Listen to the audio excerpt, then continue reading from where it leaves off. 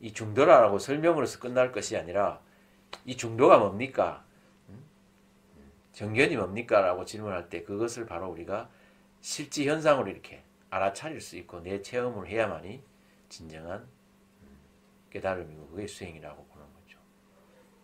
그래서 여기 이제 설명이 돼 연기법에 대한 이제 설명이 되어 있네요.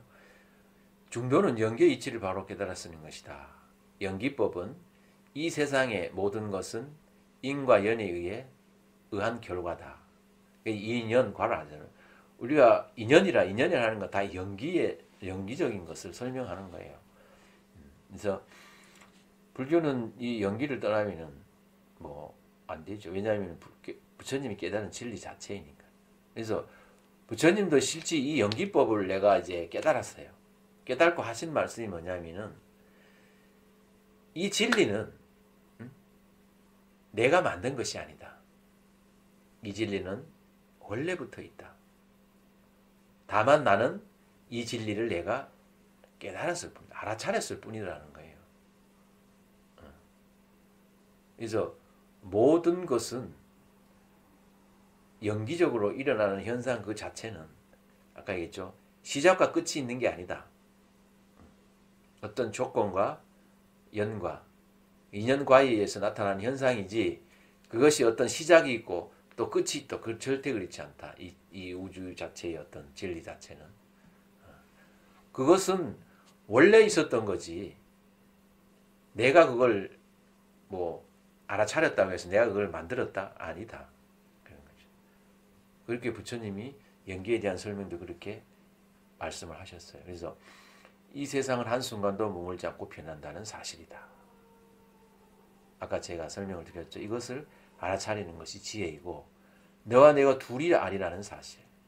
내 이웃을 내 몸같이 사랑하라. 그 이웃 종교에서 많이 쓰고 있죠. 근데 내 이웃이 과연 어디가 내 이웃인지를 바로 알아야 된다는 거죠. 내 종교 또 내 신앙 그들만 이웃인지 또 아니면은 내 이웃이 아닌 모든 미물 하나까지도 내 이웃인지 그것을 바로 아는 것이 진정한 이웃을 아는 것이고 그것을 바로 알고 쓸 때 진정한 사랑이고 자비라는 거죠. 그래서 불교는 내 이웃은 결국 이 우주 전체가 다 내 이웃이라는 거죠. 그것이 또 다른 나다. 그것을 우리는 유아독존이라고 하거든요. 우리 부처님이 이 탄생할 때 제가 설명을 안 드렸는데 부처님이 딱 탄생하면서 7발을 걸어가면서 천상천하 유아독존이라고 했죠. 천상천하의 유아독존이다. 그 말은 이제 이 말이에요. 연기적인 현상이기 때문에 이 세상은 오직 큰 하나로만 되어 있다. 근데 우리는 그것을 따로 너 자꾸 분리하고 본다는 거죠. 이듯이 내와 너가 둘이 아니라는 사실을 확철히 내가 몸으로 깨닫게 되면은 자비는 스스로 일어난다.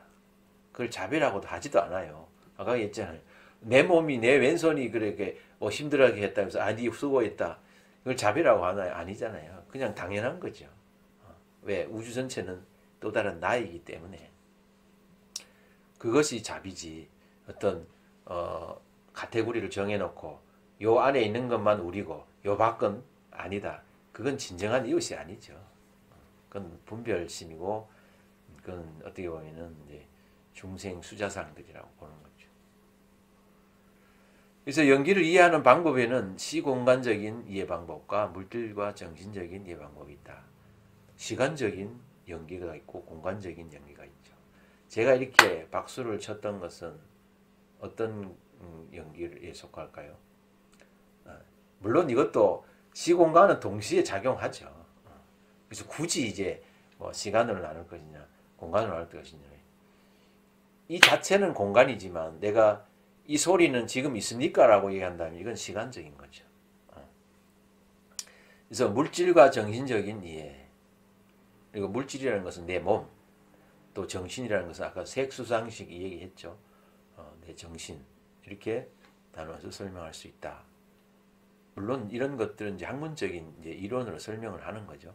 시간과 공간적인 연기는 시간적으로 보면은 모든 것은 서로 연결되어 있다. 고정된 실체가 없다. 그래서 우리는 제법 무아, 내가 무아라는 자체를 알아차리고 모든 것은 한번 태어나게 되면 만들어지고 나면은 머물다가 부서진단 말이에요. 그래서 다시 공으로 돌아온다. 근데 공으로 돌아가면 다시 없어지냐? 그렇지 않다. 다시 나타난다. 뭐 이 소리도 마찬가지예요. 성주개공이죠. 성주개공. 굳이 설명한다. 그 다음에 공간적인 한순간도 머물지 않고 변한다는 사실. 뭐 같은 말이에요. 재행이 무상하다. 생주 이멸한다. 부서지고 만들어지고. 왜냐 형상을 볼 때 우리가 그 형상이 내 몸도 우리 형상이잖아요. 내 몸도 태어났다가 뭐 늙고 병들고 죽고 이렇게 하는 것처럼. 또 아니면은 이제 주거지 자체도 그렇잖아요.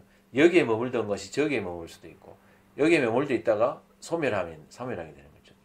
예를 들는 거죠. 바다에 태평양 바다에 있는 바닷물이 그때는 태평양 바다에 물이 있잖아요. 물이잖아요. 그것이 이제 증발돼 수증기로 되어서 구름이 되었다가 다시 우리 여기 대전이니까 대청댐에 이제 내렸어요. 비가 내려서 다 모였어. 그 물이 이제 이 정수를 통해서 이 수도관을 통해 갖고 이 컵에 이제 나와서 내가 오늘 컵을 마셨어요. 이 물이 어디 와 있어요? 내 몸에 와 있죠. 태평양에 있던 물이 내 몸에 와 있는 거예요. 그러면서 내가 또 이걸 이제 어떤 뭐 다시 또 이렇게 시작과 끝없이 돌아가는 이 자체가 연기적인 있죠. 이것을 공간적인 연기라고도 볼 수 있다. 물론 뭐 여러 가지 또 반론이 있을 수 있습니다만은 어쨌든 제가 보는 견해에서 이렇게 이제 분석을 해서 설명을 드리고 있습니다. 그래서 물론 제가 지금 이렇게 불교에 대한 장황하게 설명을 드리고 또 내 나름대로의 견해를 말씀드리는데 뭐 분명히 나만이 갖고 있는 또 좁은 소견일 수도 있고 또 부족한 지식일 수도 있어요. 하지만은 누구 스님이 그러죠. 내 아는 만큼 나누고 있는 만큼 보시하고 뭐 아는 만큼 설명하고 이제 하라고 하는 뜻이. 그래서 제가 아는 만큼 제가 나눠 드리는 거죠. 그래서 물론 이제 또 들으시는 분들이 또 잘 이해하시면서 부족한 것은 또 채워가면서 또 그렇게 이제 봐주시고 또 이해해 주시면 고맙겠다라는 말씀을 드립니다. 그래서 이제 연기는 이제 물질과 정신적 연기를 이해를 이렇게 다른 철학으로도 한번 비교해 보자는 거죠. 동양 철학에서는 이것을 이제 무국이라고 해요. 제가 이제 이 명리학을 좀 공부를 했는데 하다 보니까 그런 동양 철학을 또 같이 이제 겸하게 되죠. 그래서 이 세상은 첫째 이제 무국의 어떤 현상으로 있다. 무국은 없다라는 거죠. 없는데 어떻게 유가 나타납니까? 그래서 이것도 모순이 돼요. 없다라는 말을 쓸 때는 실제 없는 거지 거기에서 유가 나타날 수가 없어요. 그래서 이 불교의 공이라는 개념이 아주 그 특별한 게 바로 거기에 있어요. 공은 무하고 달라요. 무는 아까 얘기했듯이 유가 있을 때 무가 있죠. 유무의 분별이에요. 유가 없으면 무가 없어요. 근데 공은 공 자체로서도 충분히 존재할 수 있어요. 왜? 공은 유무를 다 내포하고 있어요. 왜냐하면은 조건이 되어야만이 유가 되기 때문에. 그래서 여기에서 이제 무국이 태극을 만든다. 무국에서 이 태극이 이렇게 나타나잖아요. 그죠? 그렇게 해서 설명을 하는데 이 무국이라는 것은 되게 막연할 수 있어요.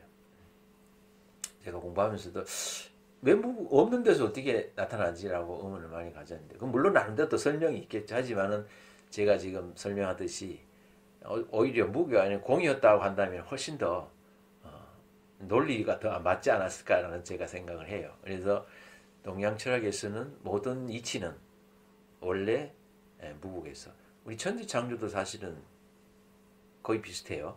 이걸 갖고 제가 한번 천지창조와 동양 그 음양오행을 한번 글을 써서 신문에 발표를 한 적이 있는데 어쨌든 이런 무에서 유를 창조한다는 것은 모순이 생길 수 있다. 근데 어떻게 한다? 공에서 유무가 만들어질 수 있다. 그래서 태극이 나타난다. 이 태극을 이제 음양으로 보죠. 우리가 음과 양이다. 그래서 음양이 또 음양을 나누면은 사상이 나와요.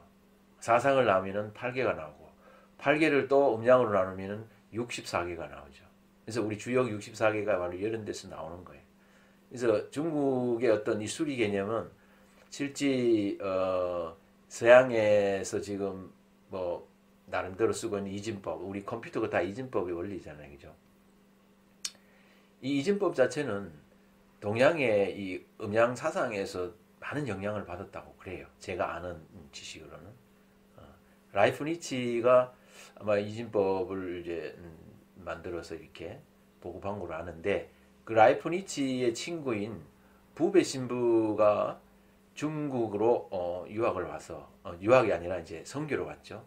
선교 와서 이 중국인들이 쓰고 있는 이 주요 이 괴를 가지고 막대기를 갖고 우리 이제 다 하잖아요, 그죠? 이 괴가 쓰는 걸 보고 이게 이제 괴를 숫자로 나누고 막 하는 걸 보면서 자기 친구가 생각이 난 거죠. 그래서 이 자료를 모아서 라이프니치한테 줬다고 그래요. 주니까 라이프니치가 평생 동안 이 숫자를 가지고 연구하고 이렇게 했었는데 그 자료를 딱 받아보고 뭐 표현 말로는 기절초풍했다라고 이렇게 제가 이 명리학을 공부하던 스승님한테 해준 얘기예요. 그래서 이 자기가 평생 연구했던 라이프니치가 이제 이 진법을 동양에서는 벌써 훨씬 더 수백 년 앞에 앞서서 이것을 쓰고 있었다. 어떻게 보면 뭐 천년도 넘을 수 있겠죠. 우리 음양 사상은 중국의 이 사상은 되게 오래된 거니까요, 그죠? 그렇듯이 이렇게 중국에서는 이제 모든 물질이나 정신은 이런 이제 원리, 태극의 원리에서 만들어진다라고 설명을 하고 있어요. 그리고 현대 과학에서도 양자 물리학 이론이라고 있죠. 뭐 대표적인 뭐 현재 양자 물리지만 그 전에는 그죠? 그 아인슈타인의 상대성 원리나 또 질량 보존의 법칙이라든지 이런 것들이 우리 현대 이제 물리학자들이 많은 이제 연구를 하고 뭐 현재 양자 물리학 이렇게 설명하는데 거기 보면은 우리 중도의 개념하고 많이 비슷한 게 있어요. 근데 불교는 과학이냐 아니냐 이렇게 따지는 것은 좀 모순이 돼요.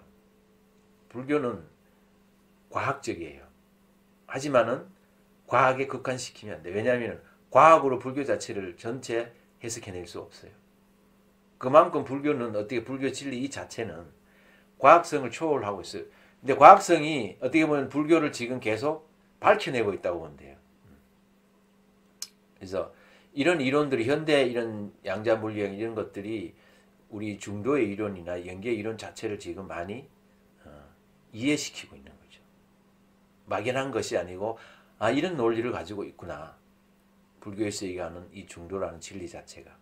그래서 이 물질의 구성 원소 입자 자체를 이제 뭐 입자, 원자, 뭐 이제 이 과학이 발달되면 될수록 그걸 다 세분 하잖아요, 그죠? 그래서 이제 소립자, 뭐 이게까지 소립자 안에는 뭐 미립자, 전자, 양성자 이렇게 우리 빛까지도 이제 분석을 하잖아요. 이렇게 해서 이제 나노까지 또 뭐 힉스 요즘에 대표는 뭐 힉스 나는 물리학은 잘 모릅니다만은 이런 이론들이 있으니까 제가 한번 적어 넣어 본 거예요.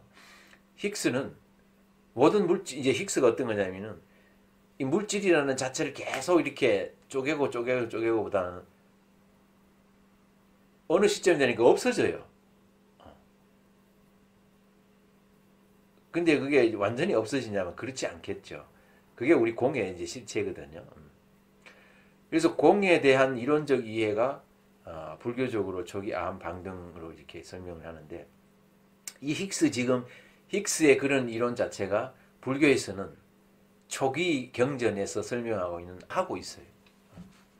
그러니까 우리 과학이 얼마만큼 아직 불교에 대해서 수준이 초기라는 것을 여기서 증명하고 있는 거죠. 그래서 자칫 이것을 무라고 없어지니까 없다라고 하는데 아까 설명했죠. 무는 유의 개념이기 때문에 무라고 하면 안 된다. 오히려 이것을 공이라고 해라. 공은 모든 것을 조건이 되면 만들어지고, 이게 결국은 이 물질 자체도 계속 분석돼서 이게 다 쪼개져서 없어졌다는 것은 어떤 조건이 되면 다시 나타난다는 거거든요.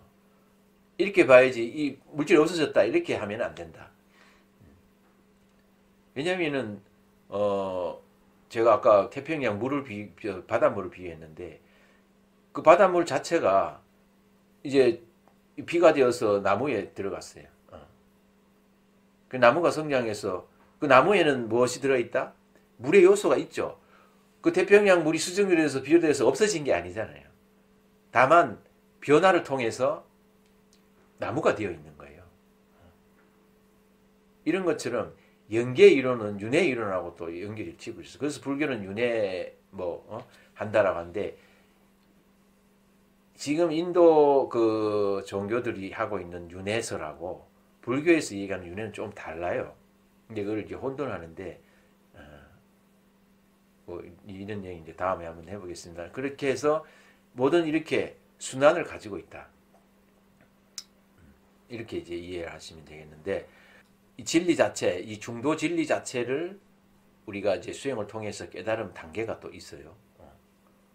아까 우리가 사성제 8정도도 이해하는 단계가 있듯이 우리 진리 실체를 내가 체험하는 데에도 단계가 있다는 거죠.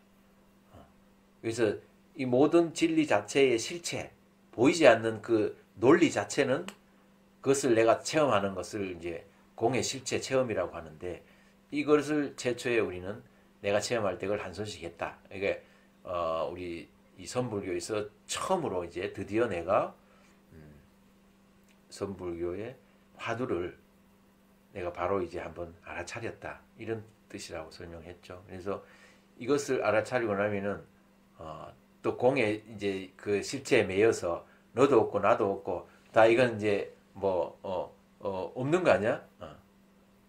그렇게 설명할 수 있어. 근데 나는 지금 있잖아 이렇게. 누가 나를 때리면 내가 아파요. 왜? 내가 있다라는 증거잖아요. 그럼 이게 모순이 되지 않을까요? 없다고 분명히 공은 다 이제 없다고 했는데, 이런 것들을 내가 또 알아차리는 과정이 있어요. 내가 왜 아프지? 근데 내 몸은 다 분석하면 색수상 행식으로 다 이렇게 없는 건데, 또 아까 이제 연기는 매 순간순간 찰나찰나 변해서 내 몸은 고정된 실체가 없기 때문에 나라고 할 수 없는데, 우리가 영화를 보는 거하고 같아요. 영화 스크린이 딱 이렇게 연결되어서 실제처럼 보이는 것도 우리 삶도 똑같아요. 내 몸도 마찬가지예요. 영화 스크린처럼 순간순간 이렇게 내 몸 안에 있는 이 100억 개의 이 세포 자체가 매 순간순간 생매를 소멸하고 또 생성된단 말이에요. 고정되어 있지 않아요. 영화가 고정되어 있지 않듯이. 그런 것처럼 내가 이제 고정되어 있지 않는 이 실체 자체인데, 근데 나는 왜 이렇게 느낄까? 이런 것들을 알아차리는 게 또 실제 공의 실체를 알아차렸다면은 연기되어 있는 이 몸, 서로 유기적으로 연결되어 있는 이 몸 자체를 내가 또 알아차리는 단계가 있어요. 그 실상이라죠, 실상. 나무도 있고 불도 있고 지금 보고 있는 나도 있고 테이블도 있고 다 있잖아요. 이 실상은 왜 그러면 저렇게 내가 눈에 보이지? 왜 나는 맞으면 아프지? 이것을 알아차리는 것을 연기적 실상을 알아차리는 거죠. 그 다음에 이 공의 실체와 연기적 실상을 두 개를 알아차리고 나면은 어떻게 되냐면은, 이 세상은 원래 그 자리에 있었구나. 그냥 내가 이렇게 말하고 잠이 오면 잠자고 배고프니까 밥을 먹고 이렇게 하는구나. 이걸 우리 이제 평상심도라 하거든요. 그래서 누가 물었어요. 평상심이라면은 누구든지 밥 먹고 잠자고 다 하는 거 아닙니까? 그건 다 도인이겠네요. 맞죠? 모든 사람은 도인일 수 있어요. 하지만은 내가 도인이다라는 것을 알아차리고 있느냐 못 알아차리고 있느냐 이 차이예요. 그래서 도인이라고 하는 것은 이제 내가 부처이라고 보면 돼요. 불성을 다 갖고 있다. 내가 이 세상은 시류 불성이라 모든 것은 다 불성을 갖고 있기 때문에 그 불성을 갖고 있는데 그것을 알아차려서 쓰느냐 못 쓰느냐의 차이에 따라서 내가 부처이냐 아니면 중생이냐의 차이죠. 그 불성 자체를 그냥 누구 말 따라 뭐 개같이 쓴다면 내가 개예요. 근데 내가 이 불성 자체를 그야말로 기부천사 뭐 천사같이 내가 쓴다는 이 사람은 정말 자비의 뭐 우상이고 자비의 천사예요. 또 내가 갖고 있는 불성 자체를 완전히 깨달아서 아까 지혜와 자비를 그대로 그냥 내가 실천하면서 사는 삶이라면 나는 붓다의 삶이죠. 이게 이제 평상심인데도 그 평상심을 내가 바로 알아차리고 쓰면은 그야말로 평상심이 도가 돼요. 근데 이렇듯이 중도적 삶이라는 것은 다 중도적인 삶을 살고 있는데 그것을 알아차리고 실제 내가 깨어서 사느냐 그렇지 않고 어떤 마음으로 깨어 사느냐 각자의 근기에 따라서 다르다는 거죠. 그래서 실제 아까 얘기했듯이 시작은 있었지만 다시 돌아오면 그 시작 원점에 돌아오죠.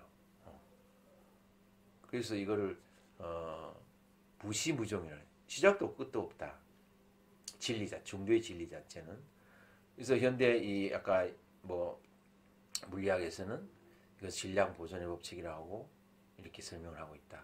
이것을 불교에서는 뭐 원융하다, 원융해통이다. 뭐 이렇게 이제 쓰고 있죠. 이런 식의 다 이치를 가지고 어떤 이치, 연기법의 이치를 설명하고 있는 내용이다라고 보면 된다. 그래서 연기법은 다시 또 설명하지만 이 세상에 존재하는 모든 진리의 핵심이고 모든 진리를 연기법에 의해서 일어나고 만들어져 있다. 우리가 일어난 이치를 바로 알 필요가 있다. 이것이 중도의 연기를 아는 이해다.